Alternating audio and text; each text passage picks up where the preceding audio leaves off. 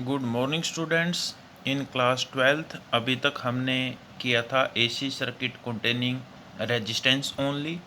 उसके बाद किया था AC circuit containing inductance only, AC circuit containing capacitor only. ठीक है, कैपेसिटेंस ओनली। तो ये हम तीनों को अलग अलग रिजल्ट को हम स्टडी कर चुके हैं। जो आज का जो हमारा टॉपिक है तो उसमें हम करेंगे AC circuit containing resistance comma inductance and capacitance in series. यानी रेजिस्टेंस से आर, इंडक्टेंस से आई और कैपेसिटेंस से सी। तो आर एल सी, एल का अर्थ है इंडक्टेंस, ठीक है।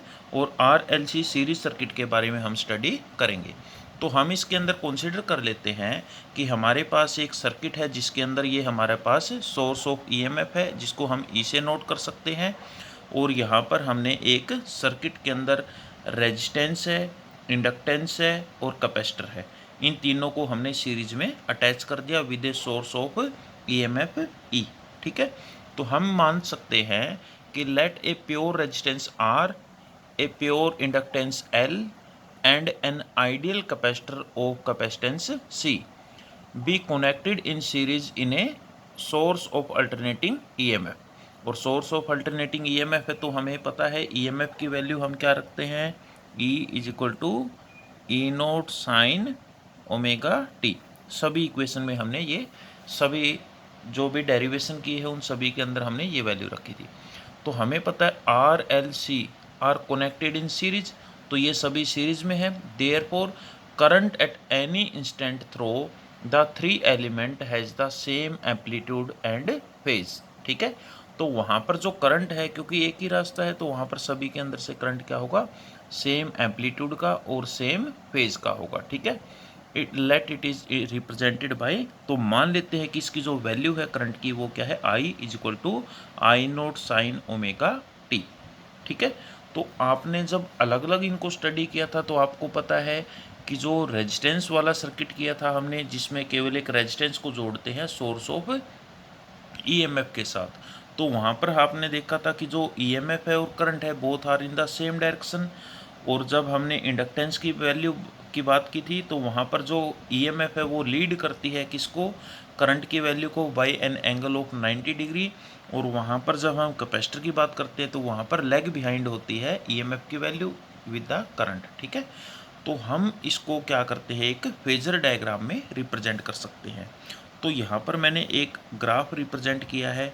यहाँ पर ये एक्स एक्सिस है, यहाँ पर ओरिजिन है। मान लेते हैं कि किसी भी इंस्टेंट ऑफ टाइम जो ईएमएफ है, इंस्टेंटेनियस वैल्यू है, पीक वैल्यू है करंट की ईएमएफ की, वो क्या है, एंगल फाई बनाती है।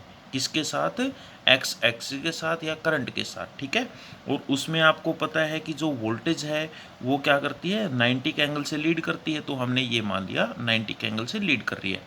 और जो हमारे पास वोल्टेज है या कैपेसिटर के अक्रॉस वो क्या करते हैं, लेग बिहाइंड है विद एंगल ऑफ 90 डिग्री। तो यहाँ पर हमने वोल्टेज अक्रॉस कैपेसिटर कंसीडर कर लिया। ठीक है, तो यहाँ पर हमारे पास देखो जो मैक्सिमम वोल्टेज है अक्रॉस द रेजिस्टेंस आर, उसको हम वी आर से नोट कर सकते हैं, जहाँ पर ये हमने वी आर से नोट किया है।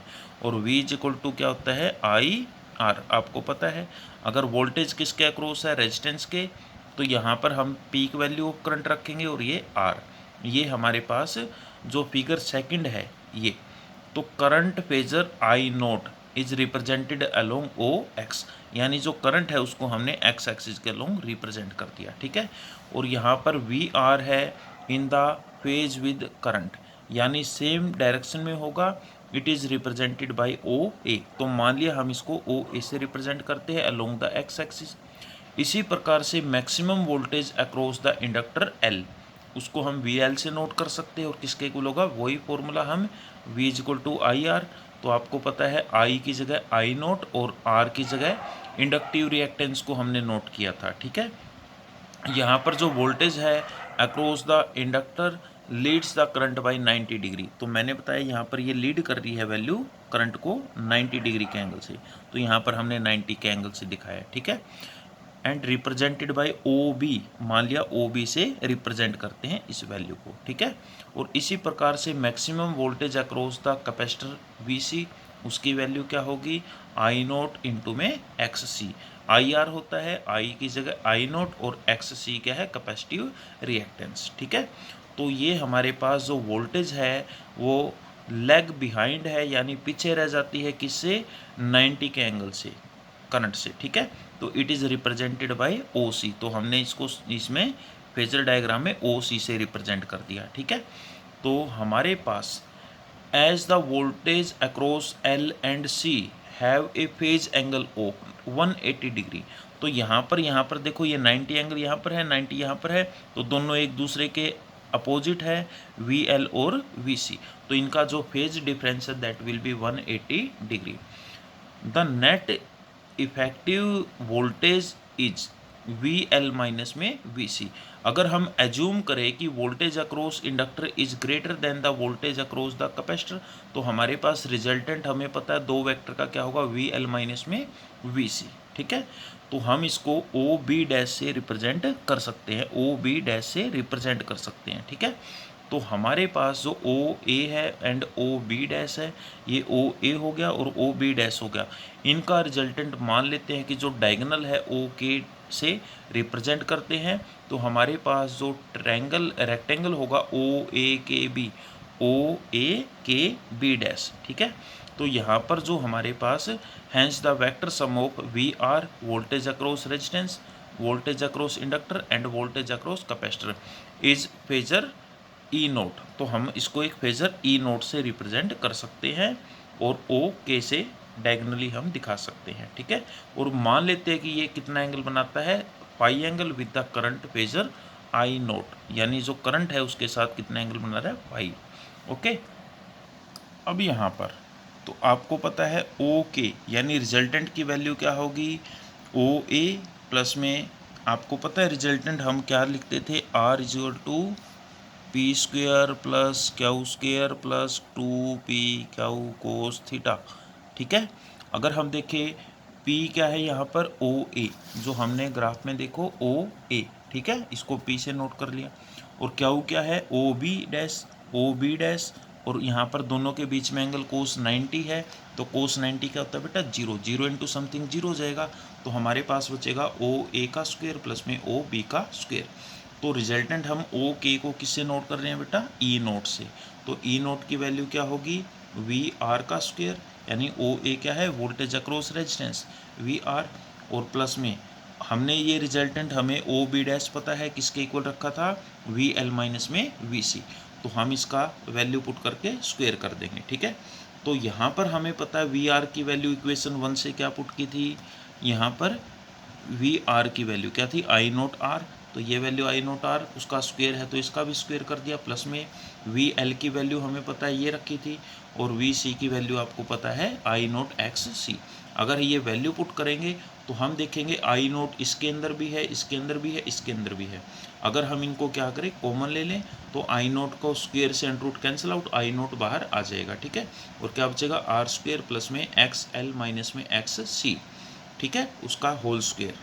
तो ये हमारे पास जो टोटल इफेक्टिव रेजिस्टेंस है in R L C circuit is called impedance. Impedance क्या होता है, total effective resistance offered by a R L C series circuit, यानी रेजिस्टेंस इंडक्टर और कैपेसिटर जब सीरीज में होते हैं तो उस सर्किट के द्वारा इफेक्टिव रेजिस्टेंस क्या ऑफर किया जाता है सर्किट के अंदर, उसी को बोलते हैं इम्पीडेंस। ठीक है, और इसको हमेशा जेड से नोट करते हैं। अगर हम देखें ई नोट है और ये इधर आकर डिवाइड हो जाएगा आई नोट, तो ई नोट बाई आई नोट को हमने क्या किया, इम्पीडेंस जेड से रिप्रेजेंट कर दिया। इम्पीडेंस आपको समझ में आ गया, it is the total effective resistance offered by A resistance inductance and capacitor series circuit. ठीक है, और ये वैल्यू क्या होगी, आर स्क्वेयर प्लस में एक्स एल माइनस में एक्स सी का होल स्क्वेयर और उसका पूरे का अंडर रूट। ठीक है, अगर हम देखें जो यानी जो सर्किट के अंदर वोल्टेज है वो करंट को लीड करेगी फाई एंगल से। अगर हम उसकी डायरेक्शन निकालना चाहे तो टेंजेंट थीटा। तो टेंजेंट हमें आप पता है पंडित बद्री प्रसाद हर हर बोले। तो टेंजेंट क्या होता है, परपेंडिकुलर बाय बेस। तो यहाँ पर देखो थीटा के सामने थीटा के सामने हमेशा परपेंडिकुलर होता है। परपेंडिकुलर कितना है, ए के, और जो किसके पैरेलल है, ओ बी डैश। और ओ बी डैश की वैल्यू आपको पता है क्या थी, ओ बी डैश की वैल्यू क्या थी, वी एल माइनस में वी सी, और बाई में ओ ए की वैल्यू आपको पता है सर्किट में क्या है, वी आर।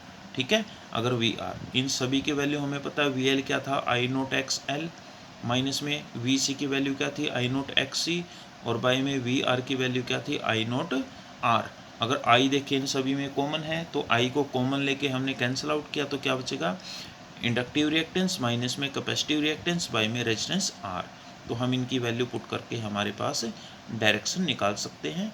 और यहाँ पर स्पेशल केस की बात करें, अगर एक्स एल है वो किसके इक्वल हो, एक्स सी, तो वहाँ पर फाई की वैल्यू क्या होगी, जीरो, यानी हमारे पास फाई क्या होगा, 0 डिग्री, यानी voltage and current are in the same phase. तो वहाँ पर उसको सर्किट को क्या बोलेंगे, नॉन इंडक्टिव सर्किट बोल सकते हैं। ठीक है, अगर हमारे पास एक्स एल की वैल्यू क्या हो, ग्रेटर हो एक्स सी से, यानी ये वैल्यू ग्रेटर है, ये छोटी है, तो वैल्यू क्या आएगी, पॉजिटिव। और टेंजेंट फाई की वैल्यू क्या होगी, पॉजिटिव, यानी फाई एंगल क्या होगा, पॉजिटिव। इसका अर्थ है the voltage lead the current by a phase angle of phi. ठीक है, यानी जो सर्किट है it will behaves like a inductive circuit या इंडक्टेंस डोमिनेटेड सर्किट। ओके, और थर्ड केस क्या हो सकता है, अगर एक्स एल है वो लेस हो किससे, एक्स सी से, यानी एक्स ये बड़ी है वैल्यू, ये छोटी है, तो ये वैल्यू क्या बचेगी, नेगेटिव। तो यानी हमारे पास टेंजेंट फाई क्या होगा, नेगेटिव होगा, यानी फाई की वैल्यू नेगेटिव होगी, यानी सर्किट है it will behave like a capacitive circuit या कैपेसिटेंस डोमिनेटेड सर्किट। ओके, अगर आपको ये अच्छे समझ में आ गया है तो आप इसको एक बार राइट करके देखें, और अगर कोई भी प्रॉब्लम आती है तो आप मेरे से कांटेक्ट कर सकते हैं। Okay, thank you.